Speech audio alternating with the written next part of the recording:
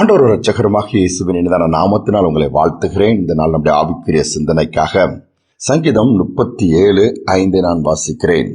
உன் வழியை கர்த்தருக்கு ஒப்புவித்து அவர் மேல் நம்பிக்கையாயிரு, அவரே காரியத்தை வாய்க்க பண்ணுவார்.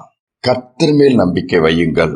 எப்படி என்று சொல்லி இந்த வசனம் அழகாக சொல்ல, நம்முடைய வழியை கர்த்தரிடத்தில் ஒப்பு கொடுத்து விட வேண்டும். ஆண்டவரே நீ பார்த்துக் கொள்ளும் என்று சொல்லி அவருடைய கரத்திலே கொடுத்து அவர் நடத்துகிற விதத்திலே நம்மை அர்ப்பணித்து நடப்போம் என்று சொன்னால் நிச்சயமாகவே அந்த நடத்தல் அழகாக இருக்கும். அதையும் தாண்டி நீர்தான் எல்லாம் என்று சொல்லி நம்முடைய நம்பிக்கை ஆண்டவர் மேல் வைப்போம் என்று சொன்னால் நாம் செய்கிற காரியங்கள் வாய்க்கும். அநேக நேரத்தில் நாம் ஆண்டவர் நம்முடைய வழியை ஒப்புக் கொடுப்பது கிடையாது, நம்பிக்கை வைப்பதும் கிடையாது. எல்லாம் தோற்று போன பிறகு ஆண்டவரை நீராவது ஏதாவது செய்ய மாட்டீரா என்று வந்து நிற்போம். ஆபிரகாமுடைய வாழ்க்கையை பாருங்கள். ஆதியாகமம் 24ஆம் அதிகாரத்தை வாசித்து பார்த்தீங்கன்னா, ஆபிரகாமுக்கு வயது சென்று விட்டது. அவனுடைய மனைவி சாராள் மரித்து விட்டார்கள். மகன் ஈசாக்கு இருக்கிறான். வாக்குத்தத்தத்தின் பிள்ளை. அவனுடைய வாழ்க்கையை செட்டில் பண்ணணும். என்ன செய்யறதுன்னு யோசிக்கும் பொழுது தன்னுடைய மூத்த ஊழியக்காரனை கூப்பிட்டு ஜெபித்து அவனை அனுப்பி வைக்கிறான். இப்போ அவனுக்கு நல்ல ஒரு பெண்ணை பார்த்து அவனுக்கு குடும்ப வாழ்க்கை ஏற்படுத்தி கொடு. அந்த எலியேசார் என்கிற ஊழியக்காரனும் ஜெபித்து அந்த காரியத்தை செய்கிறான். தூரமாய் பிரயாணப்பட்டு போகிறான், ஜெபித்து கொண்டே போகிறான், வழியை கர்த்தருக்கு ஒப்புக் கொடுக்கிறான். அங்கு காரியங்கள் நடக்கிறது. அழகான பெண்ணை கர்த்தருடைய சித்தத்தின் படி தெரிந்து கொண்டு ஈசாக்கு ஏற்படுத்தி கொடுக்கிறார். யோசித்து பாருங்கள். அதில் கூட வசனம் சொல்கிறது, இந்த காரியம் கர்த்தரால் வந்தது. ஏன்? வழியை கர்த்தருக்கு ஒப்புக் கொடுத்தார், நம்பிக்கை வைத்தார், ஏற்ற துணை அங்கு ஏற்படுத்தி கொடுத்து ஏற்ற நேரத்திலே ஈசாக்குடைய வாழ்க்கை கட்டப்படுகிறது, நன்மை உண்டாகிறது. இன்னைக்கு நாம நம்முடைய வழி ஆண்டவர் கையில ஒப்புக் கொடுக்கிறோமா? கொஞ்சம் யோசித்து பார்ப்போம்.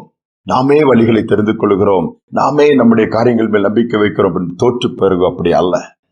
ஒரு அருமையான பெற்றோர்கள் அவர்கள் கடின வேலை செய்து தான் தன் குடும்பத்தை நடத்த வேண்டும். ஒவ்வொரு நாளும் கிடைக்கிற வேலையை செய்து குடும்பத்தை நடத்தி வந்தால் ஒரு ஆண் குழந்தை அவர்களுக்கு சிறு வயதிலிருந்தே கர்த்தருக்கு பயப்படுகிற பயத்திலே வளர்த்தார்கள். அவன் படித்து முடிக்கிறான். +2 முடித்த உடனே கல்லூரிக்கு போக வேண்டும். அப்பொழுது இவர்கள் சொல்லுகிறார்கள், நம்ம ஜெபிப்போம், ஆண்டவர் கையில கொடுப்போம். இவனோ பல நண்பர்கள் சொல்லுகிற இந்த கோர்ஸ் எடுத்து படிக்கலாம், இந்த கோர்ஸ் எடுத்து படிக்கலாம். அந்த தாய் கர்த்தருக்கு பயந்து ஜெபிக்கிற தாயா இருந்தபடினால், மகனே நீ சொல்வதெல்லாம் நன்றாக இருக்கிறதானால் உன்னை அந்த அளவு படிக்க வைப்ப நமக்கு வருமானம் கிடையாது. ஆனால் உன்னுடைய காரியங்களை கர்த்தரிடம் கொடுத்து ஜெபி, ஆண்டவர் நோக்கி பார்த்து சுவேத செய்யுங்கன்னு சொல்லி அழகா நடத்துவார்னு சொல்லி ஒரு சாதாரண கல்லூரியில் தான் போய் சேர வேண்டிய நிலைமை. ஆனால் அவர் நம்பிக்கை இழக்கவில்லை. அந்த பையனுக்கும் நம்பிக்கை கொடுத்து கொண்டே இருந்தார்கள். உன் படிப்பில் அல்ல, ஆண்டவர் மேல் நம்பிக்கை வை, உன் வழியை அவர் கையில ஒப்புக்கொடு. இந்த படிப்பு படித்தாலும் கூட உயர்ந்த இடத்துல உன்னை வைக்க முடியும். அவனும் ஜெபித்து செய்தான். அதோடு மட்டுமல்ல, இன்னொரு ஆலோசனை தாய் அந்த மகனுக்கு கொடுத்தான். இந்த நேரத்திலே அரசாங்க தேர்வுகளையும் எழுதுண்டு. இவன் எழுதினான். கல்லூரி முடிந்தது. அந்த தேர்வு எழுதி அதிலும் நல்ல ஒரு மதிப்பெண் பெற்று அதிலையும் பாஸ் பண்ணி ஒரு நல்ல அரசாங்க வேலையில உடனே போய் சேர்ந்து விட்டான். இந்த அவன் வாழ்க்கை திரும்பி பார்க்கும் பொழுது எல்லாமே நன்மைக்கு ஏதுவாய் மாறி இருக்கிறது.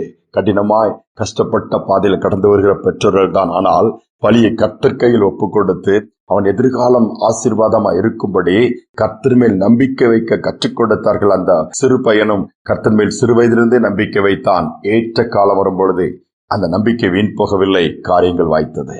ஏன் நாம் அதை செய்யக்கூடாது? ஒருவேளை உங்கள் வழிகளை இதுவரை உங்கள் கையிலே வைத்திருக்கலாம், உங்க திட்டத்தின்படி போய் கொண்டிருக்கலாம், நம்பிக்கை வேற எதுவுமே வைத்திருக்கலாம். அதையெல்லாம் ஓரம் கட்டிவிட்டு என் வழியை உங்க கையில கொடுக்கிறேன்ப்பா, நான் உண்மை நம்பி இருக்கிறேன், நடத்துங்கன்னு சொல்லி பாருங்கள். ஒருவேளை இதுவரை தோற்று போன காரியங்கள், முயற்சி எடுத்து ஒன்றுமே நடக்காத காரியங்கள், இன்றையிலிருந்தே கர்த்தர் காரியங்களை வாய்க்க பண்ண ஆரம்பித்து விடுவார். ஜெபிப்பு. மாண்பின் தகப்பனே, அநேக நேரம் எங்கள் வழிகளிலே எங்கள் கையில வைத்து நாங்களே எங்கள் இஷ்டப்படி மனம் போன போக்கில் போகிறோம். அப்படி அல்ல. நம்பிக்கையை வைக்க தவறி விடுகிறோம். பின்பு உம்மிடத்தில் வந்து ஐயோ ஆண்டவர் என்று சொல்லி அழுகிறோம். அப்படி அல்ல.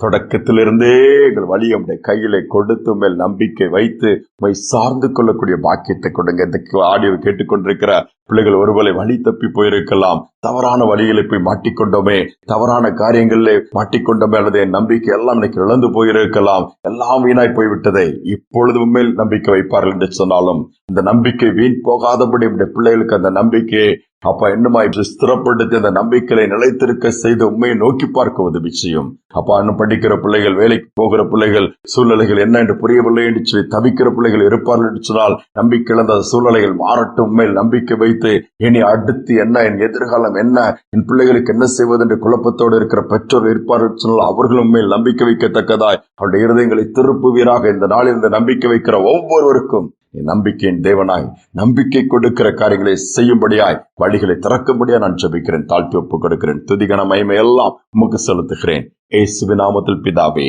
ஆமேன், ஆமேன். நம்பிக்கை இழந்து விட வேண்டாம். கர்த்தர் மேல் வைப்போம். நிச்சயமாகவே கர்த்தர் கைவிட மாட்டார். காரியத்தை வாய்க்க பண்ணுவார். இந்த சிந்தனையோடு இந்த நாளை தொடருவோம். மீண்டுமாய் நாளை தினம் சந்திப்போம்.